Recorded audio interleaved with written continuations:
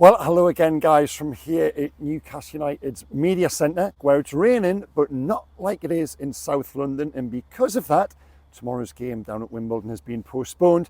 We can confirm that now. We're driving into the Media Centre this morning and a text message came through that the press conference had been cancelled. I'll not lie, my first instinct, I've been in this job for 15, 20 years now, when press conferences are cancelled, it normally means there's trouble with the manager.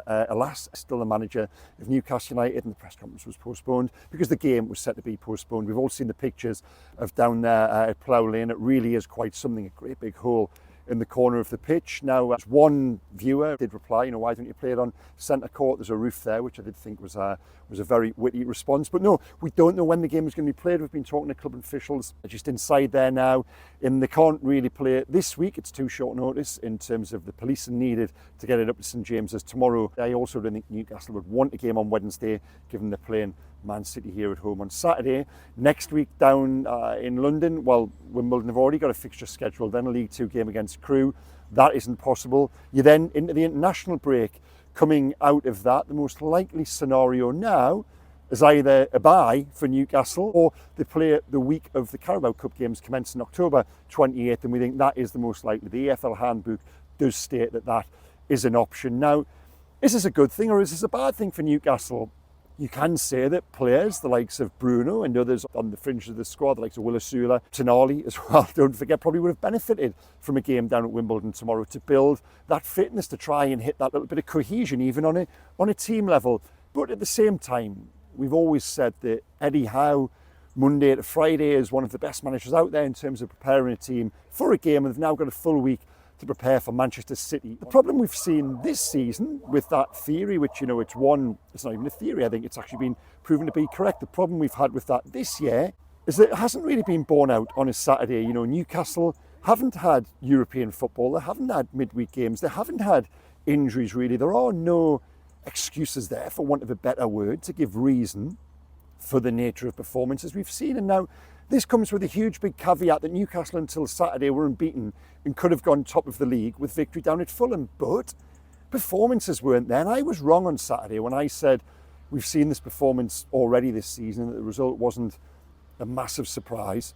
We hadn't seen that performance. I'm sorry, that performance in the first half there on Saturday, that was worse than anything that had gone before. And I said on this video last week that the season goes one of two ways. Either they click, the players come back to form, the players come back to fitness, the cohesion returns, and Newcastle start getting results on the back of cup performances, or the performances so far are actually an indicator of some sort of wider, deeper malaise there and issues that need to be addressed, and results end up marrying with performances. I always said this under Steve Bruce, that what you were seeing on the pitch, and they were getting results really when they shouldn't have done at times, eventually that catches up with you. Now, it caught up with Newcastle on Saturday, I will say that, and Eddie now has got to find a way to address it, because one of my big concerns, and I've always thought this about Eddie Howe, is that he knows his best team. If you go back over the last 2.5 years, Newcastle so often were unchanged. You could see the team Eddie was going to pick, those combinations all over the field, and it worked. Eddie right now doesn't know his best 11. He doesn't know his best 11, never mind going week to week. He doesn't know it from the first half to the second half. That's 5 changes now over the course of the last 2 games at half time. And it was one of my predecessors, a man who's into his 90s now, I'm lucky enough to have spent a lot of time with, Doug Weatherall, who's seen a lot of football in his time. And he always said that to me, and it's something I've bought into on the back of it. He said it's worrying when a manager doesn't know the best side. And right now, Eddie Howe doesn't know his best 11. I'm beginning to wonder if he's actually sure of his best formation now, given we saw the formation change down at Fulham on Saturday when they went from the 4-3-3 to the second half. There was 2 in the middle there. It was fluid for a lot of the second half, to be honest with you. Fundamentally, they kicked off with a 4-2-3-1. It was a 3 at the back at times as well, and it was a 3-4-2-1. It was even lopsided with Barnes on the left and Gordon through the middle, and then Murphy was coming in the midfield. But whatever it did, the changes showed that the 4-3-3 from the first half had been abandoned, and it did bring about an improvement. And I think Eddie now does have to explore something different, because the 4-3-3, especially away from home, isn't working. You look at the Bournemouth game, but for that refereeing decision there later on, with the ball going in off the sleeve, Newcastle lose that game. The game down at Wolves, you know, yes, there's a lot of praise for the individual moments of brilliance from Shire and from Harvey Barnes and the way, you know, that they've managed to turn a defeat into a victory, but that doesn't last forever. We've seen it with Manchester United. You know, I've said on this video, on television, wherever I've spoken, Manchester United aren't very good. They're cheating, they're robbing results. You don't want that to be Newcastle. Newcastle have never been that, even when they've lost games at times during the last couple of years. You've been able to point to it and apply reason and apply logic to it, be it for key personnel missing, be it for a performance that didn't get the results it perhaps deserved. But this year, that just isn't there, and it really is a little bit of a mess on the pitch. I never thought I would use that word, and they've got so many top players who aren't at it, who aren't performing, and it was the question I was going to ask of Eddie Howe in the press conference this morning before it was cancelled. You know, I was going to say this comes with a caveat of he's sixth in the table, and you know, until Saturday he hadn't lost a game this season, but you've got Bruno Guimaraes who clearly isn't at it, and what is the solution there? It was what I wrote for the Daily Mail this morning. Does he need more games, less games to be dropped?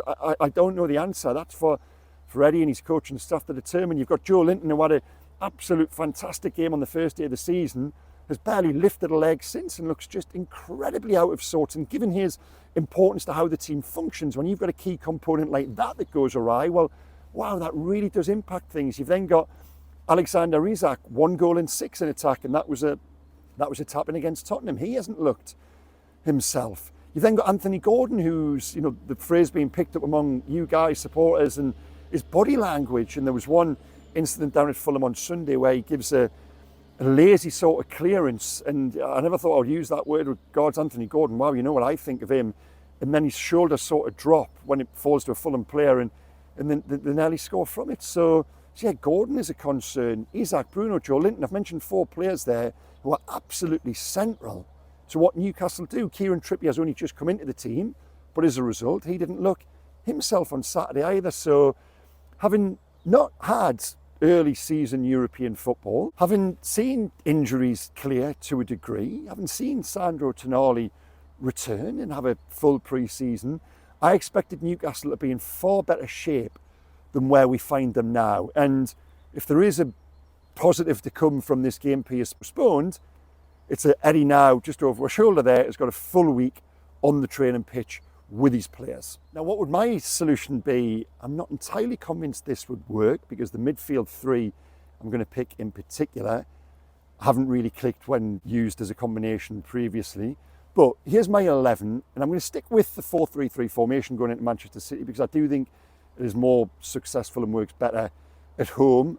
Nick Pope in goal, right back Tino Livramento, Fabian Schär, Dan Burn, and I would put Kieran Trippier at left back. I saw him play there during the summer for England, and he was good. Yes, his skill set is greatly reduced by swapping flanks, but I just think they've got a real problem at left back now, where neither Lewis Hall or Lloyd Kelly seems to want that spot their own. I'd give Trippier a run there. Into midfield. Now, in theory, this should perhaps be Newcastle's strongest 3 players in midfield. That would be Sandro Tonali on the right, Bruno Guimaraes in the middle, and Joelinton to the left of them. With up 3, Newcastle's best 3 attacking players, Anthony Gordon on the right, Alexander Isak through the middle, and Harvey Barnes on the left. Put your best players on the pitch and see what happens. Am I convinced that really is the solution? Am I convinced they don't probably need a tweak to the formation whereby they go 4-2-3-1, but I don't think they've actually really got the personnel to play that 2 holding players in the middle there? I don't know. It's not really my problem. Give me your answers. Give me your thoughts below the line. Like I said, it's Eddie's to work out this week, and now he's got a full 5 days to do it. So yeah, guys, I'll be back at the end of the week, where hopefully the rain doesn't spread north to these parts, even though it is raining here now. But thankfully, compared to London, yeah, this is rather pleasant than some of the images we've seen from down there. So I'll be back here on Friday speaking to Eddie Howe ahead of that huge game at home to Manchester City, and it's always thrown up a decent and entertaining one, hasn't it, at St James's in recent years. So yeah, guys, please hit like, comment and subscribe, and I'll see you again at the end of the week. Okay, take care. Goodbye.